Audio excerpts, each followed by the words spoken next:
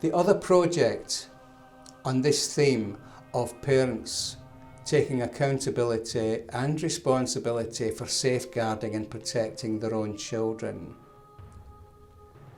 Now, one of the things you will need in doing that is evidence. And it's evidence that you should keep quiet and you should keep it to yourself. And I know there's such a burning sensation inside you to get this out there and share it with other people. And I'm begging you not to do that. Just contain it for the time being. Because as soon as you put any evidence out there on the social media, it's immediately null and void. That's the truth of it. You might as well not have the evidence if you've already just posted it out on Facebook.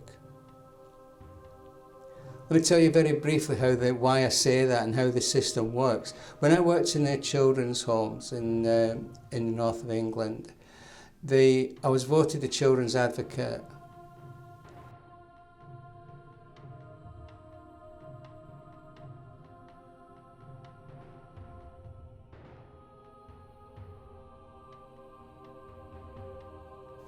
When a child tells you anything, write it down. And then you just say, please tell me what happened, and you write everything down as they say it. And then you get a police officer there who should be the very next person to talk to them. You do not ask children any questions. You do not talk about the incident other than to say, please tell me what happened. And that's all you have to say. If you say any more than that, and I know this for a fact because I've worked with these offenders, they go into court and they say, or the barrister says to the judge, this never actually happened, Your Honour. It was an idea put into the child's head because the social worker or somebody asked that child this question. There's no evidence that it actually occurred. It's just this person's asking the question. That's the only reason that it's been put forward as evidence. Straight away, that evidence was null and void, and the perpetrator was laughing. This is why a lot of sexual assault cases, the guys were never prosecuted. The men who perpetrated these crimes were never prosecuted. And they got away with it for years and years, some horrific crimes. And they got away with it. And it's because the first thing that somebody did was start asking the person questions. Well, no, you don't do that. It should be fresh inside that person's mind without being contaminated in any way by your thoughts or your questions or anybody else's interference whatsoever.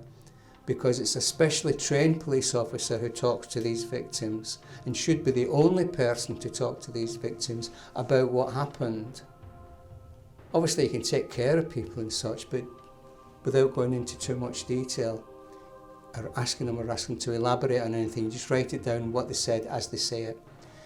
And a lot of people don't do that, and that's why they're getting away with it, and that's why the grooming gangs are getting away with it, because people are putting it all out there onto the social media, and straight away they can say, this never happened, it was a rumour on Facebook. That's just something that was circulating on Facebook, it never actually happened. That's why the grooming gangs are one of the reasons why the grooming gangs are getting away with it. Because they can use that as an excuse. The fact that you've said anything on Facebook, the social services will use that as an excuse. Please keep that in mind.